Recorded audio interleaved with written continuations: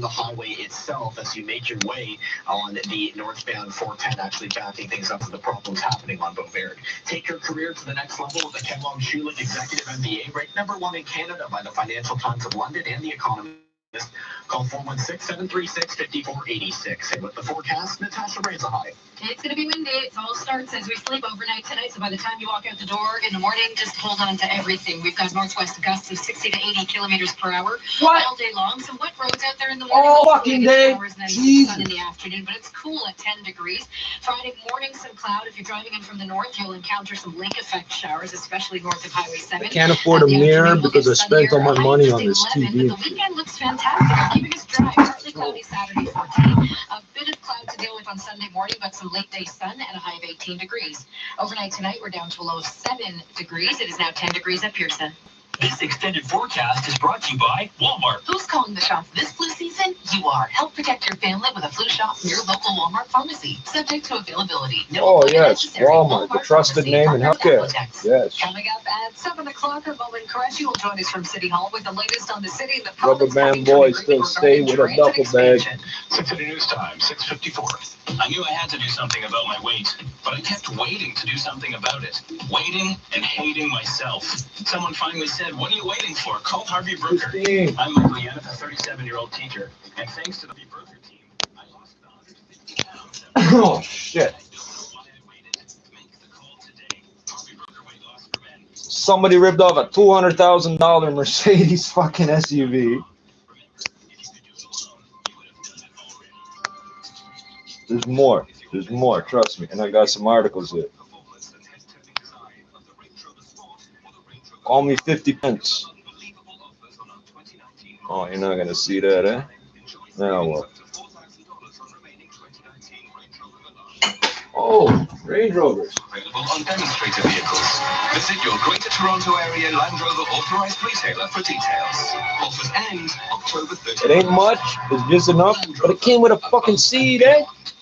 That's 10,000 pounds of weight in there. The estate market is in the GTA, and a house near Yonge and Eglinton has hit the market, but only for $1. The 4-bedroom, 3-bathroom detached home comes with a long, grassy backyard, 1 parking spot. It even has a finished basement. The listing also says it's less than 5 minutes from the subway. Sounds like a steal of a deal, but of course this place is won't sell for its asking price. The real estate agent behind the listing said it's all about generating reaction. Coming up in 60 seconds. Did they say $1? Southern at the 680 Business Center. 680 News Time, 6:55. Always a freaking gimmick, eh?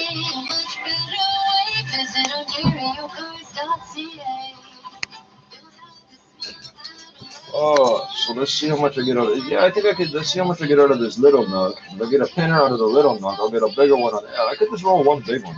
Fuck it. Fuck it. Let's just roll a big one in. Holy shit. 2 seats, 20,000 pounds of weight, eh? Holy. Not bad.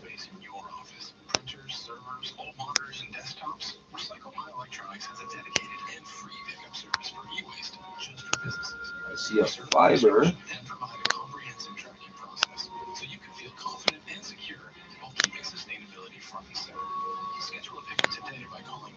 Unidentifiable fiber, but could just be some fucking twine.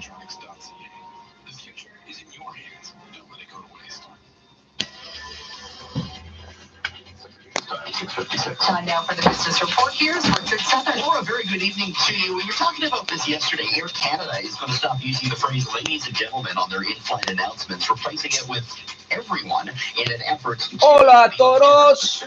It's a story that got a lot of play right around the world. Turns out, though, Air Canada might be a bit behind the times with this. Shit. Air Transat said today it stopped using that phrase a while back. At Porter Airlines, we were just too normal to tell everybody, right? Dropped it back in 2018, as a matter of fact. As for WestJet and Sunwing, they still include that phrase, but they say they're actually thinking about ditching it as well. Speaking of Air Canada, how many pilots are going to lose their jobs because they get on the mic and go, ladies and gentlemen, excuse me, everybody, and then someone's going to record it. 24 of these grounded mechs jets in its fleet, and Air Canada says it's got at least 2 wide-body aircraft to get it through the March break season. The 737 MAX has been grounded since March following 2 fatal crashes. Some contend the grounding has been pushing airline prices higher. Air Canada stock lost some altitude today, down 25 cents to $45.38 per share. Don't buy airline stock. They don't make money. They fail all the time. They're the most failing business besides restaurants. For infotech and for healthcare for some of the Canada's names. Dow Jones Industrial average Pure down 22 speculation. points. S&P fell 5. The Nasdaq down 24. Weakening Wall Street was a disappointing reading on U.S. September retail sales. After the bell, a profit beat by Netflix.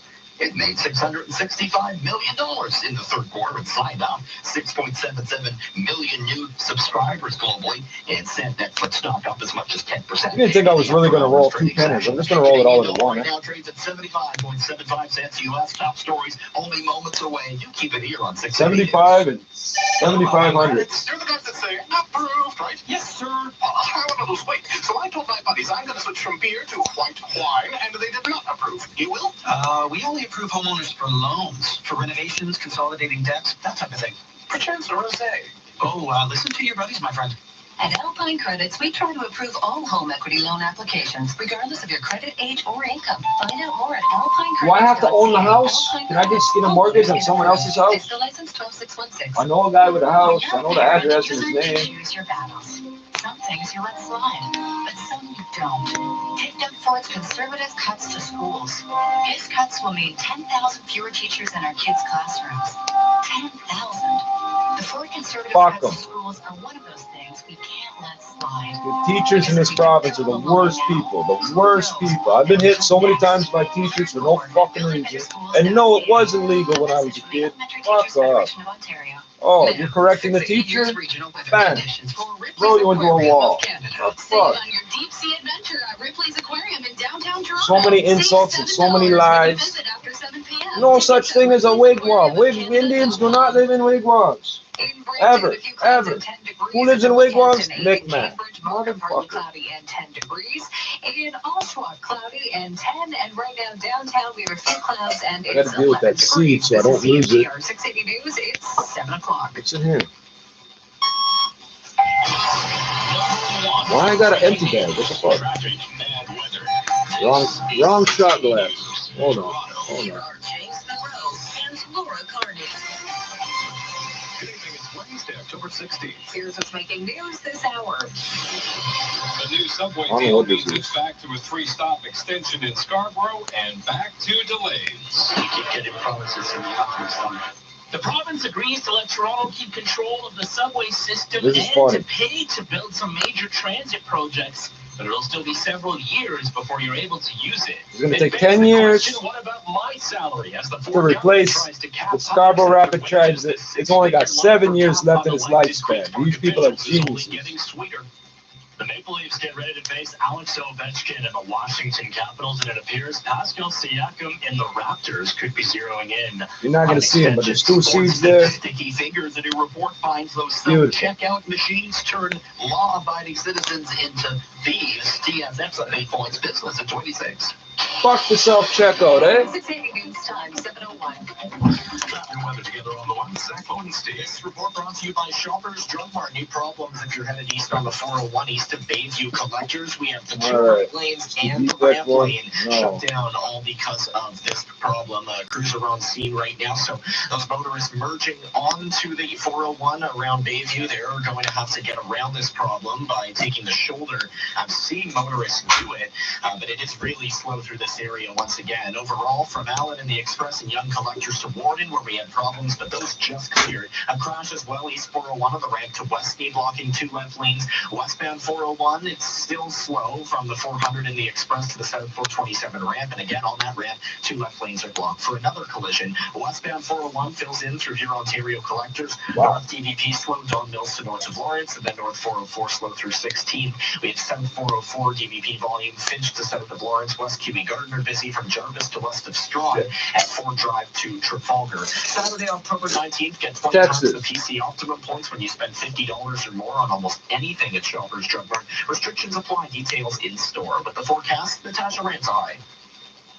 A few spotty showers return after midnight into the My morning. goddamn commute, tooth but is the starting to wind hurt. is going What to pick the? up as we're sleeping tomorrow out of the northwest. Gusts of 60 to 80 kilometers per hour pretty much all day long, and it's cool with a morning temperature of 7 degrees, afternoon high near 10 degrees. Tonight we're down to a low of 7 That's degrees. like Right now downtown, a few 35 to clouds 45 miles an hour or 10 some degrees shit. at Pearson. 680 News Time, 7:02.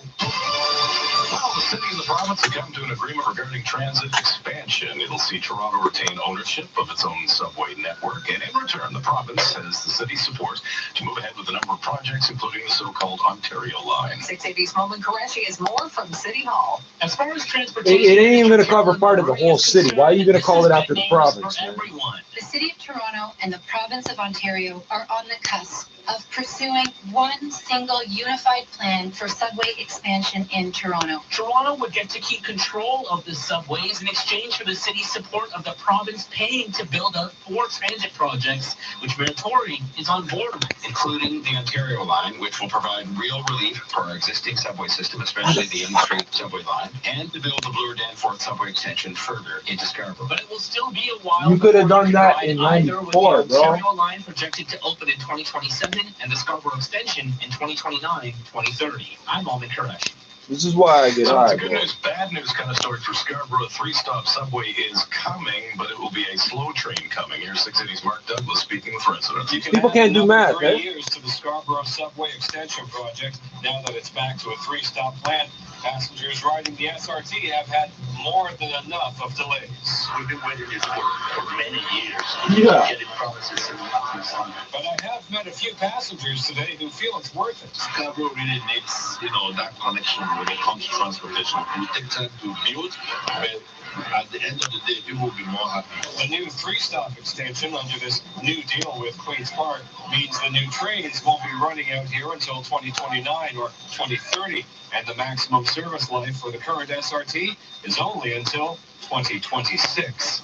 At the Scarborough Town Centre stop, I'm Mark Douglas. 680 News Time, 7:04. The base pay for the province's I stopped shopping at the Scarborough Town Centre when they told me I had to take my hood off to walk around. It counts as the Ford government Fuck tries to up. cap raises in the public sector. 680 Stuart McGinn joins us live with the details. Stuart. Laura, it's another move Green Party leader Mike Schreiner says continues to show Doug Ford's true colors, that the premier has no problem opening the vault for top bureaucrats. Unelected deputy ministers at Queen's Park are in for raises of up to 14%.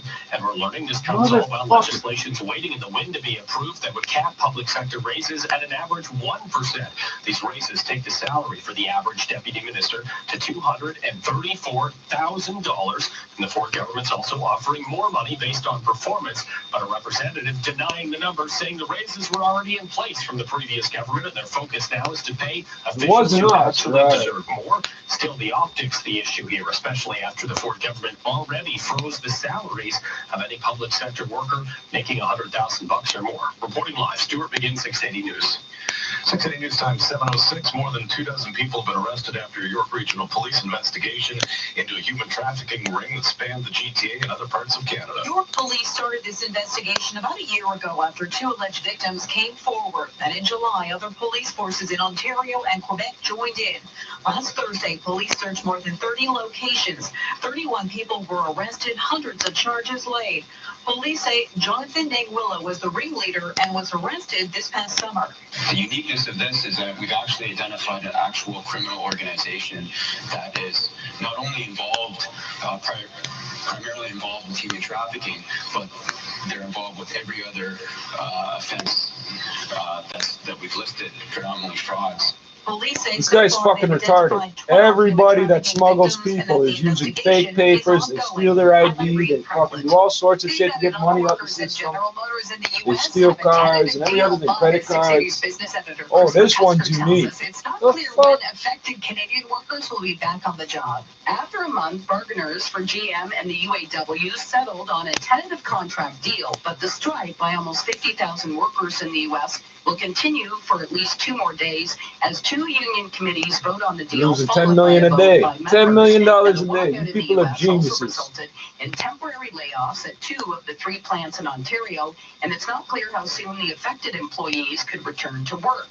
The Canadian union, Unifor, congratulated the UAW on the deal, but didn't want to say any more until after the process is complete. At the Business Center, I'm Chris McCusker. With the election around the corner, the federal party leaders are focused on the fight in Quebec. Quebec is a key focus as the voting landscape continues to shift. Liberal Justin Trudeau appealing to Quebecers to have a place in government with his party and attacking conservatives, saying they're running one of the dirtiest campaigns our country has ever seen. To use the politics of fear and division, Scheer started his That's what Trudeau is doing. Be afraid of the Conservatives. Over the SNC-Lavalin scandal by promising new punishments for MPs who break ethics rules. Stick penalties of up to $20,000 for violating the Conflict of Interest Act. Supporters at that event twice heckled and booed reporters for their questions. Scheer asked them. You're making millions. You're worried about 20 grand. If I got 10 grand, I'm not worried about 20 bucks. Well, you wouldn't be either. Fucking, that don't even make sense. But the whole country.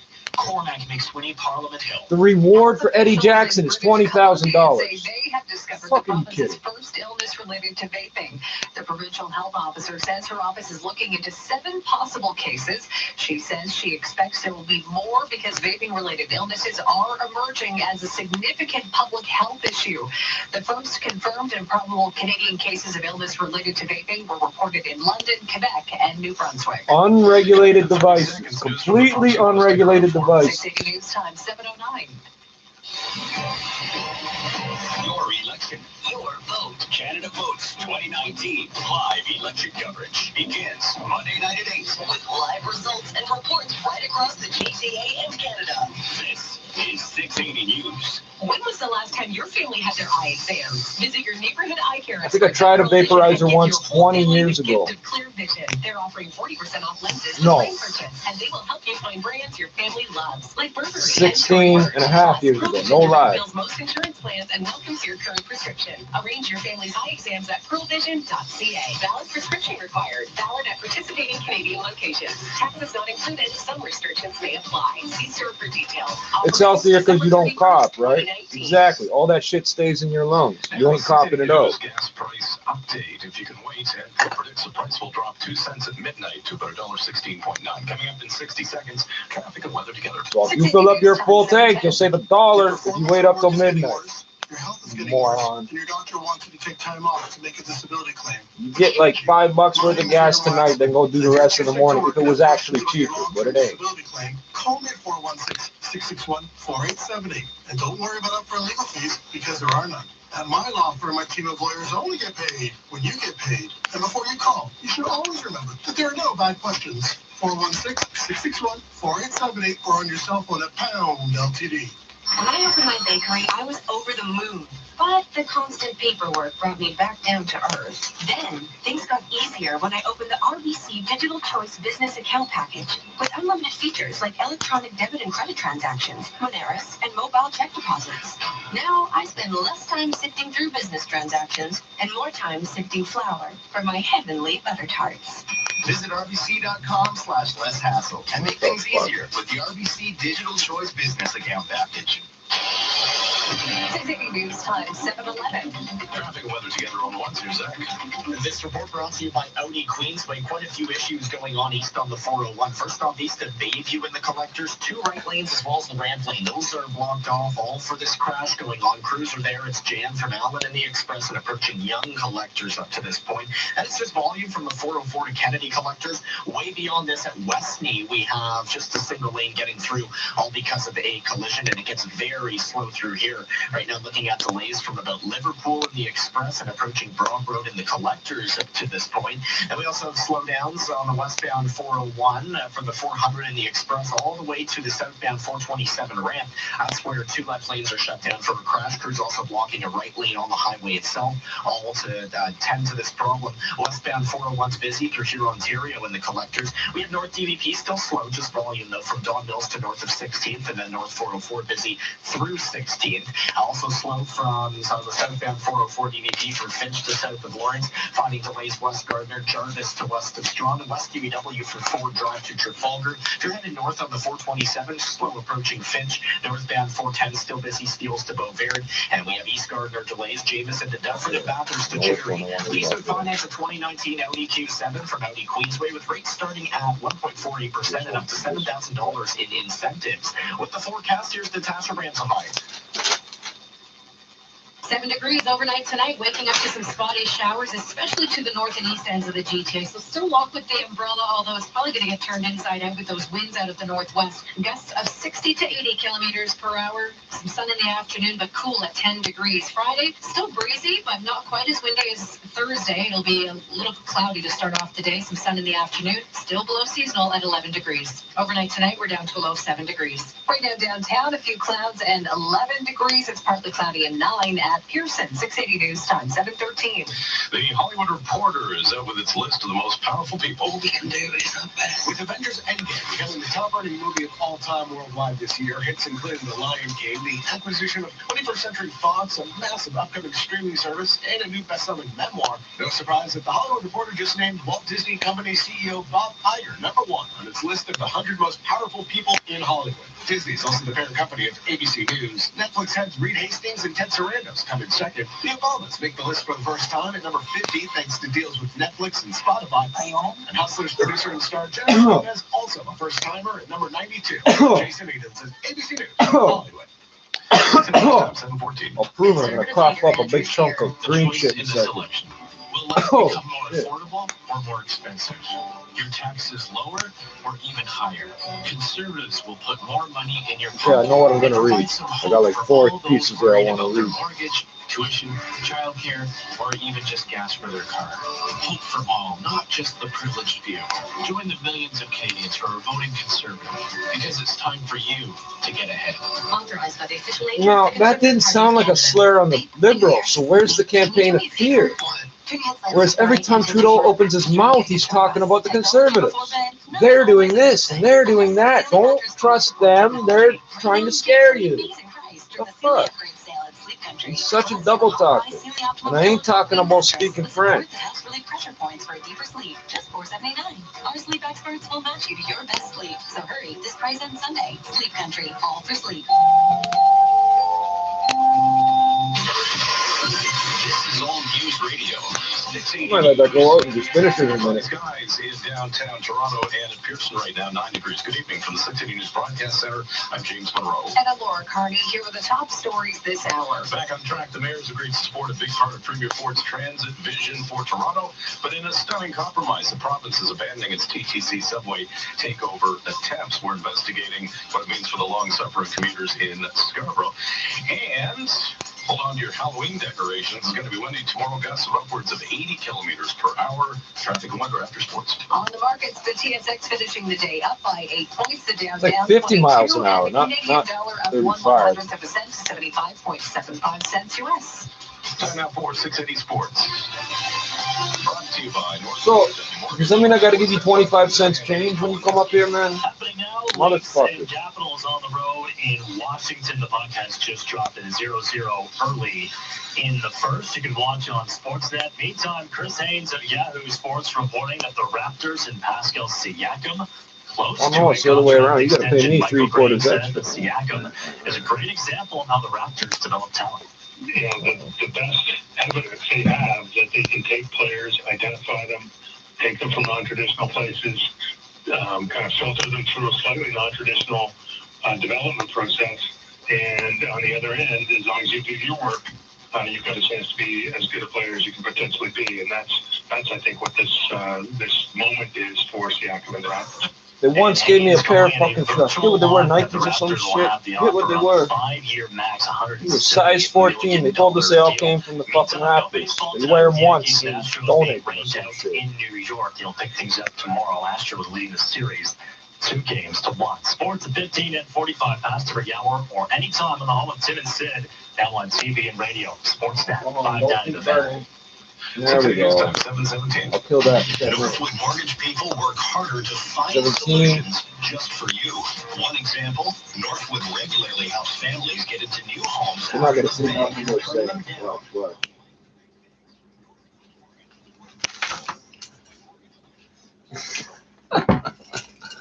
Oh, man. I don't know which one to look at first. How to destroy $77 million of prime marijuana. It's not all prime. There's some reason they're throwing it up, but they won't tell us why. It could be anything. It could be a fucking insurance scam for all I know. It says you don't just spark it up. You could. After running afoul of Health Canada this summer, Ontario cannabis producer CanTrust is now planning to destroy $77 million of its inventory and assets. Now, in plain language, I'm going to tell you, my brain deduces inventory would be saleable, dried marijuana.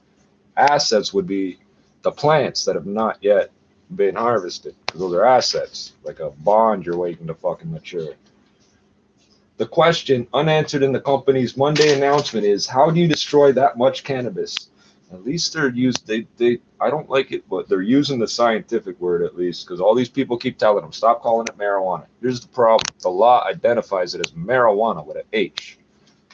In Canada, it says marijuana with an H. That's what it says. I didn't write the law. It says they keep dragging me to court. You know, I'm fucking going to study that shit. You're going to play technicalities on me. I'm going to play technicalities on you. That's not the point.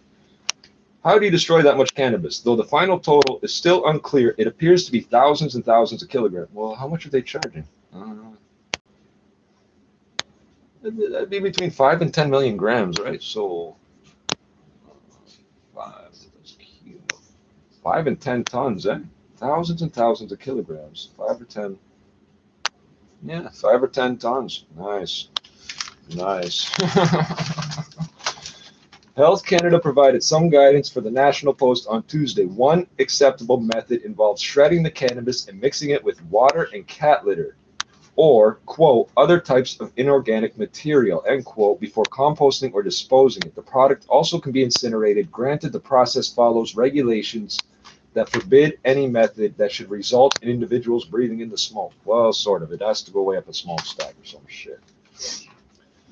Cat litter is made of newspapers, isn't it? It's organic, right? So I think that's why they specifically quoted. That is what Health Canada said. When they first came out with, it was either the MMAR or the MMPR, one of the, I've been watching this shit for so long. They told everybody that had a medical license that any marijuana they had, didn't matter if you were legal, if it was legal the day before, not October 17th, I'm talking years ago, you had to destroy all that weed by mixing it with water or cat litter and then buy more from the fucking licensed producer. That makes no sense to me. It didn't make sense to anybody. The point is to render the product unusable, said Trina Fraser, a cannabis lawyer who specializes in regulatory compliance. It's actually unsaleable would be the term you should have used. And that's not quoted. It just says said. There's no quote marks there, but it says said. So, quote, they're not going to put it, fuck, you people make it so hard on me. They're not going to put it in a big pile outside the building and spark it up. That's for sure, she said. Now, with a comment like that, I'm expecting there to be some sort of accidental fire now. And I keep pointing towards the radio in the north and the fucking Queen's Park. That's what I'm pointing at, eh? Ottawa's over there. Fucking. In the early 2000s, as a rookie police... Yeah, I remember reading about this shit, too. In the early 2000s, as a rookie officer, Ontario Provincial Police... You fucking people fuck me up with your sentence structure, eh? Carol Diane was occasionally tasked with bringing bags of seized cannabis to the lumber mill in Mattawa, Ontario, a small town outside North Bay, where it was incinerated. And I'm sure they were compensated for that. Where'd it go?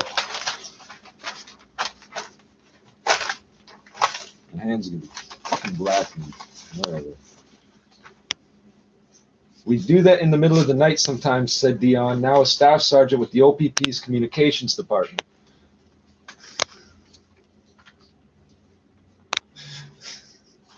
I'm just thinking of how much weed smoke she's inhaled over the years and that she's in charge of communications. The OPP still maintains a network of third-party facilities with incinerators that adhere to local environmental regulations to burn seized drugs, the force said Tuesday. Live cannabis plants can be incinerated but are also buried in landfills. The OPP did not have readily available statistics on Tuesday about the amount of drugs it burns. Now, you'd think these motherfuckers would keep exact track because they're so proud of it in the news all the fucking time. If they pull you over and find a dime bag like stuck up against your fender, there's like under your wheel, they're oh, we found $10,000 of weed on a drug trafficker in a car, and he didn't flick his signal, so we got some fines and blah blah blah blah blah. Always. But they did try burying the dried marijuana that they seized from so-called illegal growers back then in the 90s. They tried burying it, and they found out that people were cutting holes in the fence at the landfill, and there was a path. They said there was a path worn up into the fucking spot, and they had like hundreds of pounds, some shit like that, fucking more than hundreds of pounds. So they couldn't burn it fast enough or something. That didn't make sense to me. It sounded like a total bullshit story. So if your weed smelled a little bit like garbage, you know, that's why.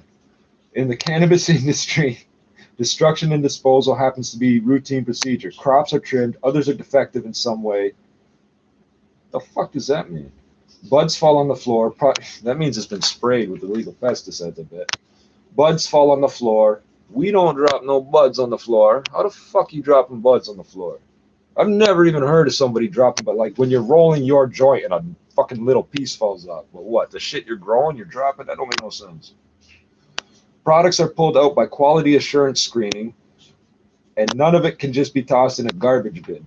Health Canada requires all waste to be weighed and documented by 2 witnesses. In the case of CanTrust, the ministry will send its own witness, Health Canada said. How bad they fucked up. CanTrust's license was partially suspended last month after Health Canada found the company was growing cannabis in unlicensed areas of its facility in Pelham, Ontario.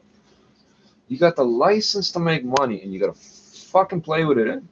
The company said it wouldn't give full details on the amount of products destroyed until the products are actually destroyed, but clarified that the $77 million includes $65 million in inventory and $12 million in quote, biological assets, end quote, because it's legal for them to sell, it's legal for them to trade plants with other licensed producers for whatever reason. They're allowed to trade plants, but if we do it, it's not cool. I don't know. CanTrust said Tuesday the total destruction will also include unlicensed products it is working to retrieve from customers. Yeah, that's going to work. You mean the weed we smoked 2 weeks ago?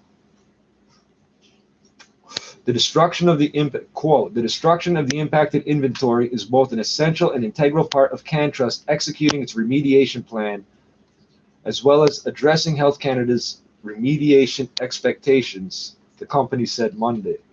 The product could be easier to destroy than it sounds, according to a former employee, Nick Lalonde. The man who, I wouldn't be telling people my name if I had this to say. The man who says his tip to Health Canada, oh, not that part, but says his tip to Health Canada led to the audit this summer.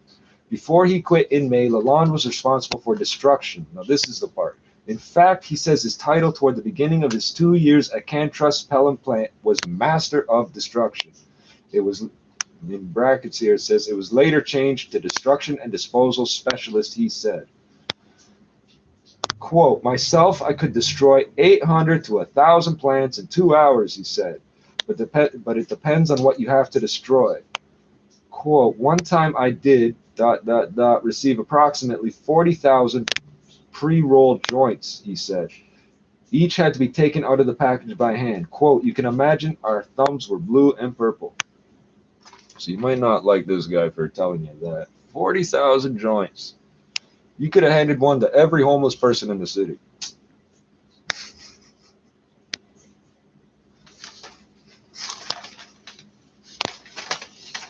How did they get to the point of being rolled if they were fucking defective? I don't understand. If there was something wrong with the product, how did you get to that point? Hey, it's the business report. The next one's even funnier. Listen. Time 7:26. Now 680 Business Report. And at the Business Center here is Richard Southern. Good evening. Self-checkout machines are popping up everywhere. You know the deal where you scan the items and bag them yourself. Turns out many of us law-abiding citizens start to get sticky fingers around these machines. On average, 4% of products that pass through self-checkouts are stolen, compared to just 1.5% at traditional checkouts staffed by a human being. This according to a new report from the University of Leicester. Once more, 72% of shoplifters admit that self-checkouts make it very easy to steal. But Big Brother coming to the rescue for retailers. Some stores now starting to install AI-enabled video machines, which automatically flag anyone fake scanning items or switching prices. You are going to see more of these self-checkout machines. Retailers say they actually boost sales, even though they do see higher theft with them. All right, in after the bell, A&W, the Canadian burger chain, reporting earnings. Sales up, but net income falling a little bit short of the street. Same-store sales of 1.2% of the third quarter. Net income, though, at $8.42 million was lower year-on-year. The royalty income fund was down 95 cents on base rate today to $37.70. The TSX was up, but just by 8 points at 16,427. Bit of weakness for some of the energy stocks. A bit of weakness as well for Infotech and consumer staples. Canada stocks generally lower on the day. On Wall Street, a disappointing read on U.S. retail sales cast a bit of a shadow. The Dow fell 22 points to 27,001. S&P down 5, and the Nasdaq down 24 points. After the bell, an earnings beat by Netflix. It's not much of a change. It went up something like that yesterday, didn't it? Global subscribers better than expected, 6.77 million. Canadian dollar at 75.75 cents U.S. This is 680 News. If you depend on Can you just tell us how many Canadian dollars the fucking thing buys? I'm tired of doing that math, bro.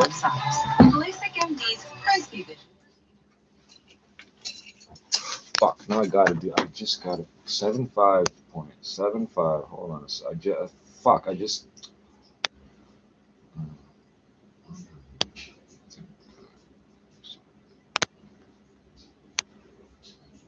$1.32? Really? 132 to 100? Like, seriously? Oh, and 1 penny. We don't have pennies, so fuck you. You're not getting the pennies. 1.3201. You're not getting your penny. You're not. I'll give you back one of your American pennies, maybe. $1.32.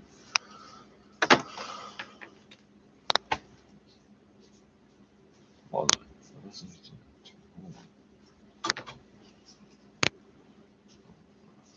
118 times 3.68.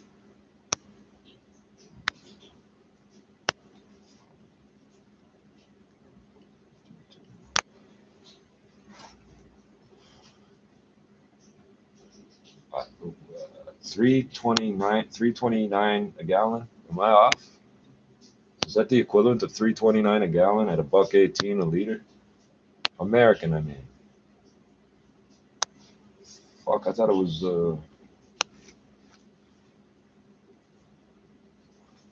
different.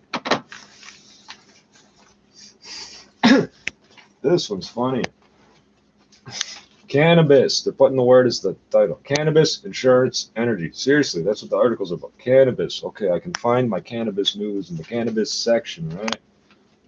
Aphria has second profitable quarter. Second. Reiterates outlook, stock soars. I wasn't listening, so I don't know what the outlook was. Aphria Inc. became the first large pot producer to report a second consecutive profitable quarter Tuesday, sending its stock up as much as 18%. Those two events should not happen like that. That doesn't make sense to me. The Leamington, Ontario-based company said it earned $16.4 million on revenue of $126.1 million in the quarter ended August 31st. August, September, October, November, December, August, September, October. No, in the quarter ended August 31st. Why are you reporting at the end of August? See, there's always something with these people. A slight decline from the prior period. What was the prior one? That's why you don't do it that way. May 30th or some shit.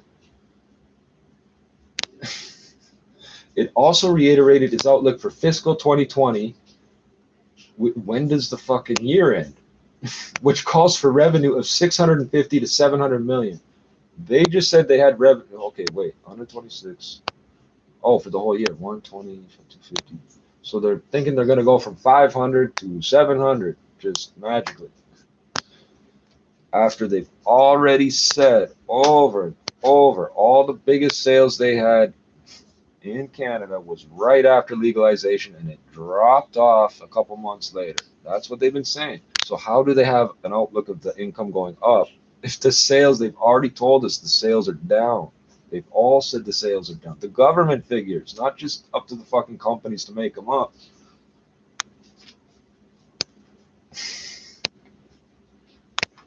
Remember, the quarter ended August 31st. June, July, August, the summer. Listen, notably, revenue from recreational cannabis sales rose 8% quarter over quarter to $20 million. Okay, so from spring to summer, and Toronto is full of students and teachers. They got fuck all to do for fucking 3 months.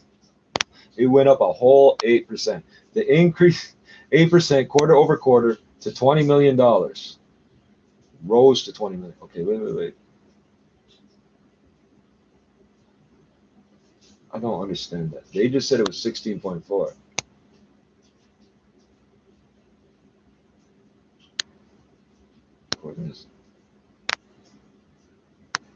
Oh, revenue of 126. All right. Notably, revenue from recreational cannabis sales rose 8% quarter over quarter to $20 million. The increase comes as other companies like Canopy Growth Corp and Aurora Cannabis Inc. have reported sales declines or warned of an impending slowdown. Hexo Corp withdrew its guidance for fiscal 2020 last week. I didn't read you that one, but I got it right there. But it's a couple days old. Last week, citing slower than expected store openings, a delay in government approval for new products, and early signs of pricing pressure. So they don't want to use the word sales decline. Pricing pressure means they're not selling as much because of a reason. It's priced too high, but it means they're not selling as much or enough. Other companies are still having trouble supplying the market. Aphria's interim CEO, that's a bad time to buy in, eh? It just went up 18% and they got an interim CEO. Irwin Simon said he hasn't seen a slowdown in sales or pricing pressure. Right. He says they haven't. The other company says they have. They're all working for the same fucking government.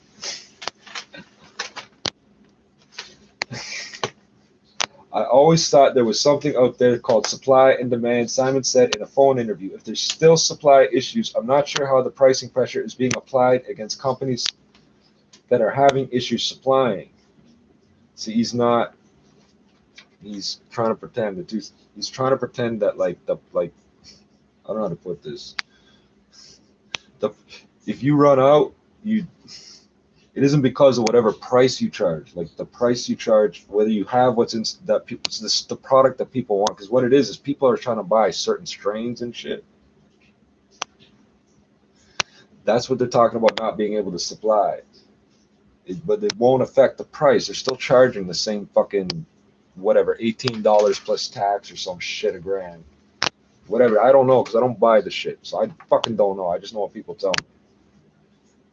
Aphria also took market share from its competitors in the quarter. In Ontario, it gained 4 points to 12% of the market, Simon said. 12%. So what's the total market? You have to figure out from 120 million, right? Aphria's, so actually that would be $1 billion. It's basically $1 billion even. Aphria's stock increase was the largest since its last quarterly report on August 2nd. Prior to Tuesday, the stock had lost about 16% since the beginning of the month amid broader weakness in the pot sector. It closed Tuesday at $7.16, of 15.30% in Toronto. We believe, quote, we believe the reaction is due to industry sentiment and in brackets it says and valuations. It's a quote. How can there be brackets? You fucking read his mind. Near all-time lows, making an inline quarter very well received by many industry investors. What the fuck does that mean? I'm going to read that again. We believe the reaction is due to industry sentiment and valuations near all-time lows, making an inline quarter very well received by many industry investors. They're happy? I don't understand what you're trying to tell us. CIBC analyst John Zamparo said in a note. I don't know what CIBC has to do with it. Anybody could be an analyst. You just call yourself an analyst. Now you're an analyst. I'm analyzing this shit right now. I'm an analyst. You don't have to believe what I say. You don't have to trust my opinions. Other cannabis producers. So you see the back and forth double talk. I hope you see it. Other cannabis producers also joined in the gains with the ETFMG Alternative Harvest ETF. That's an exchange-traded fund, adding 6.4% as of early afternoon. Tilray Inc. was up 6.4%. Kronos Group Inc. gained 6.5%. And Organigram Holdings Inc. jumped 12.7%. It sounds like a lot, but in terms of actual dollars, it's not a lot on each share. I know that doesn't necessarily matter, but like 15% of $7, they're not telling us that amount. That's like less than like $1. That's like $1 difference. Aphria has posted a reminder. They want their stock to be like $50, $80, $120. They don't want it to be $7. They're not happy with this. Aphria has posted a remarkable turnaround since late last year when it was the target of short sellers who accused it of paying inflated prices to buy Latin American assets from insiders. That resulted in the ousting of CEO Vic Neufeld, who was replaced on an interim basis by Simon, the guy I just mentioned, former CEO of Hain Celestial Group Inc. I don't know what that is. Simon said in August that he was, quote, absolutely, end quote, interested in acquiring assets from CanTrust Holdings Inc., which had its license suspended following a regulatory breach. He was less definitive on Tuesday. So I'm not sure what the regulatory breach is, but these companies keep getting caught using banned pesticides. It's not just that they're using pesticides, they're allowed to use certain things. They're using pesticides that you cannot use on tobacco because you smoke it. You can eat this shit and it won't hurt you, but if you burn it, it turns to hydrogen cyanide, and that's what they keep choosing to use. They're hiding shit in their fucking factory, their warehouses and shit. They hide pesticides in the ceiling. They're growing plant. The fucking newspaper is saying they're growing plants in places that aren't licensed. So like, what? You got them in the parking garage and storage closets and shit. Like, where are you growing this shit? Because it's not. They're showing you the grow area. They're not showing you the other areas where that's where all this mold and bugs and shit are coming from. And the assets is plants and lights and shit. All right, fucking. Quote, there's a big focus today at Aphria on our medical cannabis business, and if I don't have to go buy assets and those patients are there and I can build it on my own, that's a better place to be, end quote, he said. So he doesn't want to pick up somebody else's product at a discount. He's doing the drug dealer thing that you get out of the movies. We're going to do it our way.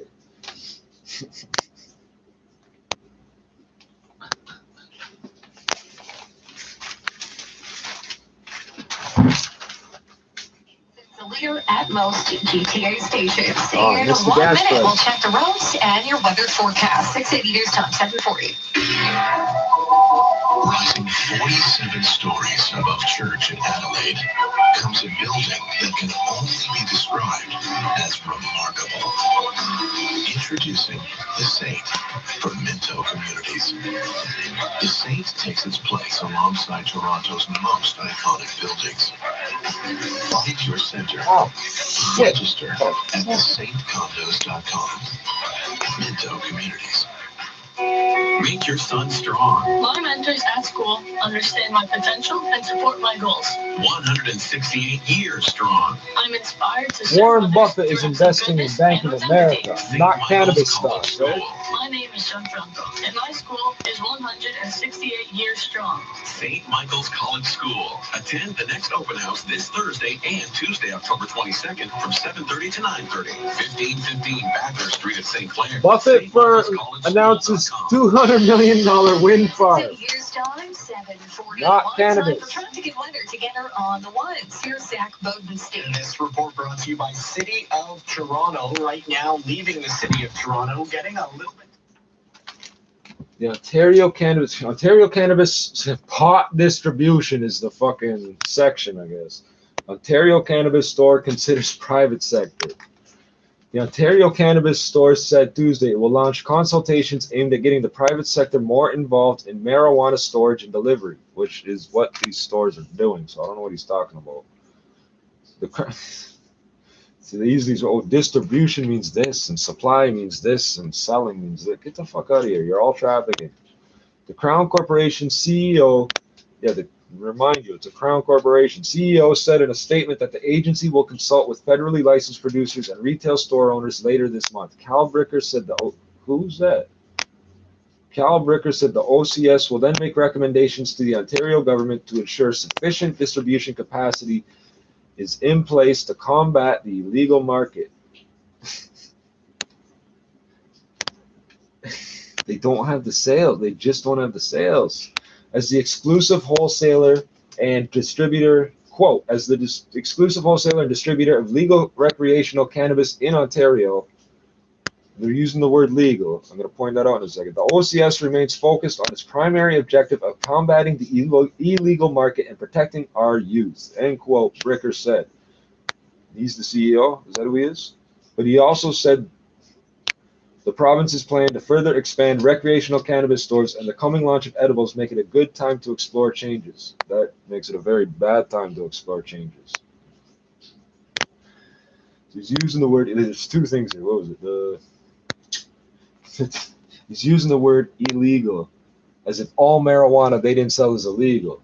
But there's like, how many adults? There's like 25 million people on the electors list. That's 100 million legal marijuana plants in this fucking country if we want.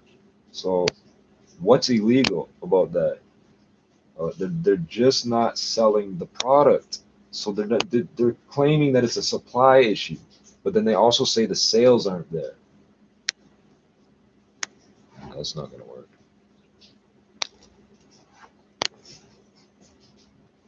They don't have the sales, and they're all excited because they start. So, what does the year end October 17th? Because October, November, December, we don't have tourists up here for the most part. Everybody's in school. Everybody's going straight to work and straight home. They're not hanging out in the park and partying and all those things. So yeah, so January, so March, April. See the fucking May, June, July, August. Okay, March, April, February, March, April, whatever is fucking. It's gonna increase those 3 quarters. Guess what's gonna happen in the next quarter? It's gonna fucking drop again. The tourists aren't coming here for this shit. They're buying it while they're here. They're not coming here to get it. My dream is to spend $2,000 to fly to Canada and buy a 20 sack that weighs 0.7. The fuck, with mold and pesticides on it. That's what I want. The novelty is gone. What am I doing?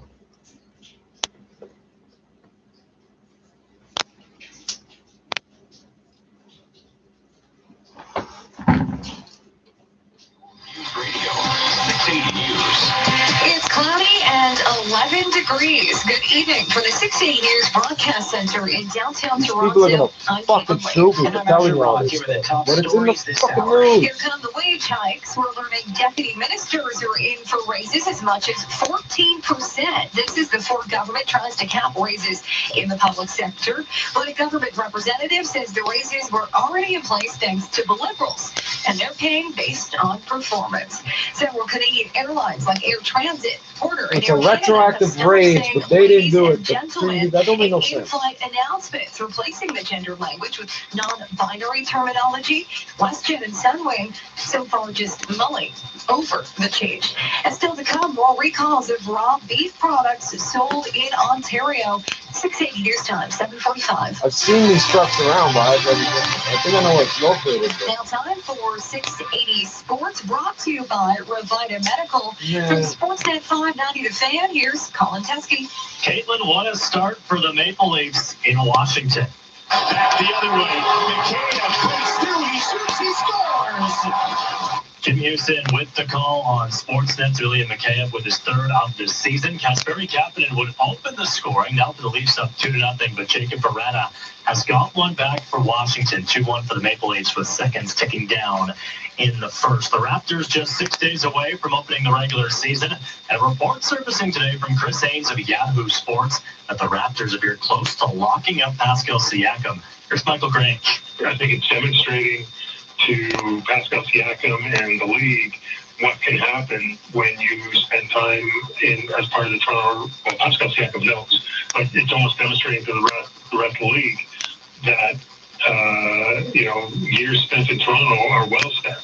Haynes reporting the deal could be done as early as Monday. Elsewhere in the NHL, the Avalanche have a 1-0 lead on the Pittsburgh Penguins, 2-1 for the Jackets on top of the Dallas Stars after the first period. Sports at 15 and 45 pass every hour or anytime on the home of Tim and Sid on TV and radio on Sportsnet 590, The Fan.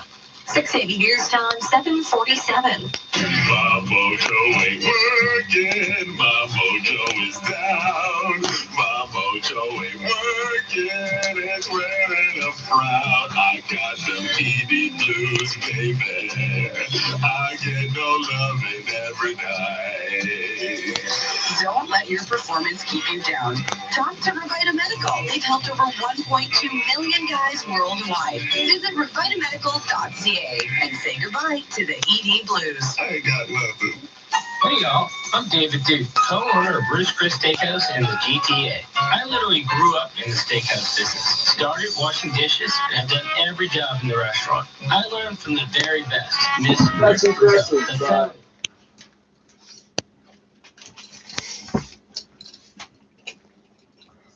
This is interesting, but I don't really have an opinion on it because I'm not totally familiar with what these people are up to.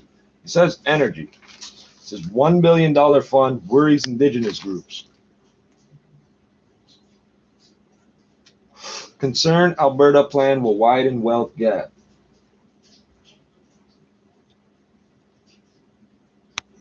Motherfucker. Oh.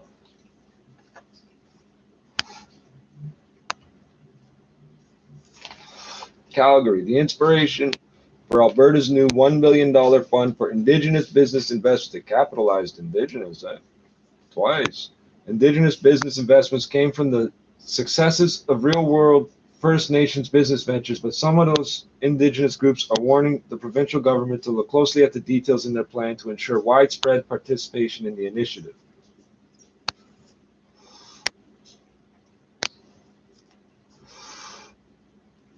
The intent of the recently announced Alberta Indigenous Opportunities Corporation, a $1 billion fund from the province for Indigenous business investments, is, quote, so good, end quote, but the law creating the fund needs to be more focused and some details clarified, said Paul Posente, CEO and chair of Backwoods Energy Services, an oil field services company owned by the Alexis Nakota Sioux Nation west of Edmonton.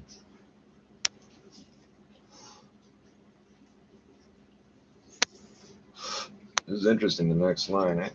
Quote, one of the biggest constraints in Indigenous business is access to capital, and I think the intent of the fund is to address this, but I think they need to be very careful that they're not going to actually create a wider gap, said Posente said. Okay, I guess he said it. Adding that there are a handful of wealthy First Nations communities in the province that will have the business acumen to access the funds. Business acumen, like we don't know how to do business. At every turn, Indians are denied loans and grants for no reason other than being Indian that everyone else gets access to. But if you want, you can be voluntarily enfranchised. They keep trying to do that to me. That's why they keep screaming at me that this is literally the legal reason why they keep screaming at me that I'm white. They're going to beat me up all this. I got to act more white, blah, blah, blah, blah, blah. Because if I say, oh yeah, I'm white, I'm de facto, well, de jure, voluntarily enfranchised, and I lose my rights to my land and my money that's in the trust account. So whatever's there, I don't know what the fuck's there. Nobody tells us this shit. We know how much is supposed to be there. We don't know band by band basis. I don't know if we can even get FOIA type shit on that. But at the same point, since they never wrote me up the status card, they sort of owe me, and I'm not required to apply for it. They can't deny me any of the things that every white person gets. They can't deny me. So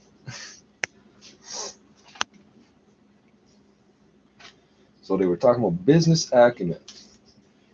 There are a handful of wealthy First Nations communities in the province that will have the business acumen to access the funds. If they're wealthy, they don't need the funds.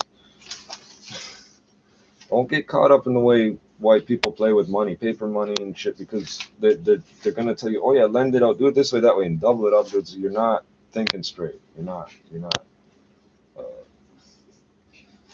If you're already wealthy, you don't need to borrow their freaking money. Oh, it's green, eh?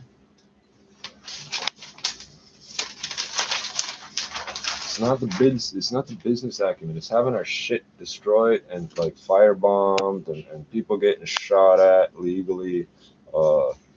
You can cut my scalp off and get money, but if I cut your scalp off, I get a life sentence. So, and that's the law.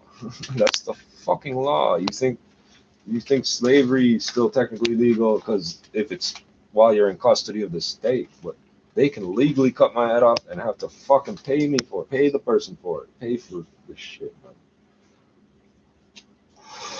That's why I don't really like showing my forehead either, eh?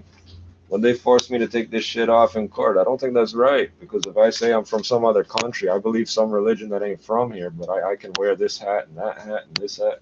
Well, I can't wear this because it's gang related or this. That's part of the reason is Maple Leafs. Go ahead and tell me it's gang related in court with Maple Leafs all over it. Fuck you. We don't bang, we're family. But if you don't know, you'll find it on those playlists. Psychopathic Records, yeah.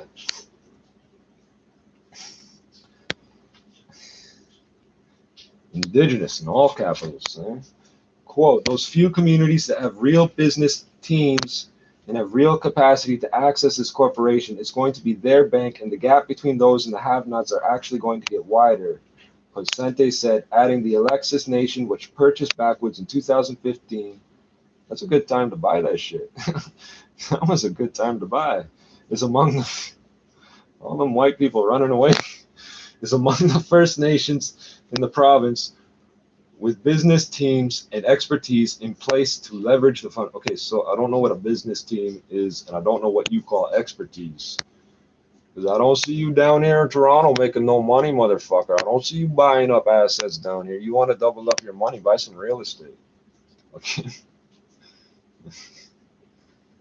Can you live on an oil field? Because I can't. You can't live on my block unless you pay rent. Quote, we're going to be knocking on the fund's door every day, he said, but added that he wanted to see other First Nations groups be successful as well. He also said the province needs to be careful. So why don't you co-sign some loans, stupid? He also said the province needs to donate your old equipment to some other fucking. It's so simple sometimes. These people don't say. This is what I mean by thinking too much like white people about money. Eh? He also said the province needs to be careful that it's not directly helping First Nations analyze or vet potential investments because that could create a liability potentially by recommending business ventures that aren't successful. What?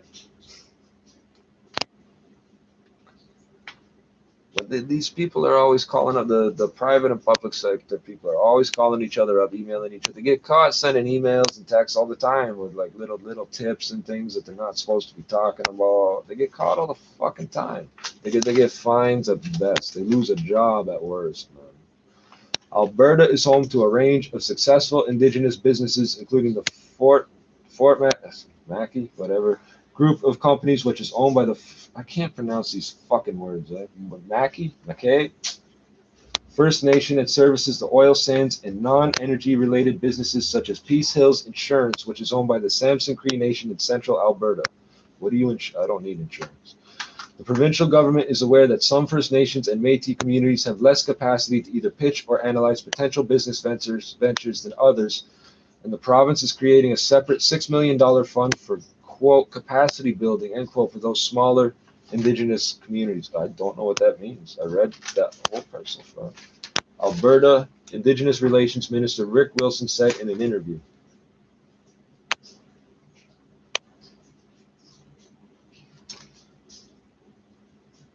Our whole goal is to take this and to leverage it. My goal is to leverage it 4 times. And 4 times, end quote, Alberta Indigenous Relations Minister Rick Wilson said. What does that mean? Because that doesn't sound like a lot of money. 4 to 1's a lot of money to you? 4 to 1 is a lot of money to you? Okay. My goal is to, what do you mean for, like, you're going to flip it 4 times in a row and then cash out? Like, what are you talking about? That's just, that caught my eye. That's all. The number 4 there. Why 4 times? Wilson said the goal of the fund announced earlier this month is to allow First Nations across the province to participate in mid to large size business ventures. We quote, "We do have other tools in the toolbox to help with small projects as well, but this is for mid to large size projects and energy sector projects, which could be oil and gas, could be mining, could be forestry, and could be renewables projects as well." Forestry is renewable. That is forestry is the maintenance of a forest, you know. Wilson said. The inspiration for the fund came from successful First Nations business ventures that already exist in the province, including this Fort Place First Nation and Mikisew Cree First Nation investment of $503 million and a stake in oil storage tanks from Suncor Energy Inc. in 2017, Wilson said. I guess it depends what you paid for them. But the price of what goes in them is going to go up like by double, so it doesn't matter what you paid for them. You got them for half price. So far, if you didn't catch that, I'm not going to explain it. So far, he said the government has heard from First Nations looking to invest in pipelines, wind projects, and hydroelectricity projects. Quote, "This is going to be a game changer for them," he said. Wilson said his goal is to have a board in place for the Crown Corporation by late. So you don't have a the fuck? So you got money and nobody here, eh?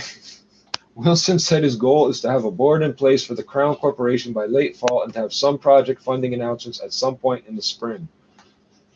"Our whole goal is to take this and to leverage it. My goal is to leverage it 4 times, Wilson said. If this turns out good, we could look at increasing it, he said, of the initial $1 billion investment." Okay, so you're trying to get $4 billion out? Like, is that what you're talking about? He's using that word leverage. That usually means borrow. You're trying to borrow $4 billion? I don't understand. Why would we borrow money? That doesn't make sense. The Alberta Indigenous Opportunities Corporation is one of a number of new funds launched by Alberta's United Conservative Party government, which ousted the NDP in an election in May. Well, that's nice, but I really don't know the Alberta politics right now. I did a year ago. I don't right now.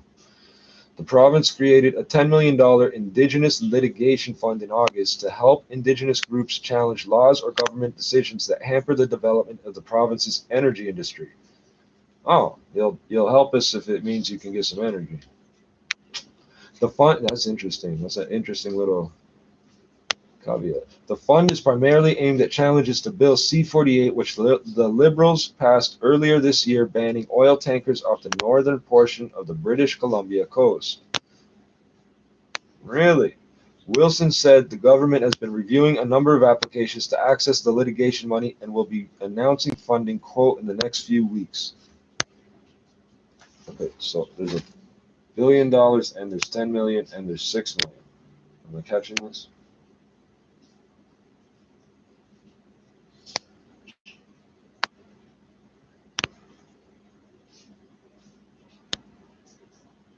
Can you donate a couple $100,000 to challenge the scalp law for me?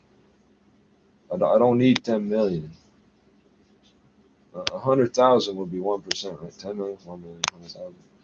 Fucking help us out. Write some letters, you bastards. I'm talking to all of you, not just the one group.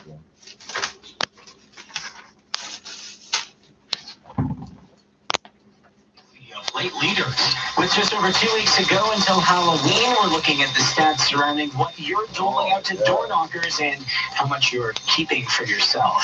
The Washington Capitals getting one back to trim the Maple Leafs lead after 1. Sidney Crosby had the Penguins tied at 1 with the Avalanche. And Pascal Siakam and the Raptors could be zeroing in on an extension. Sports at 15. A Wednesday winner for Bay Street, but not by a whole lot. And what's number 1? The Unicorn.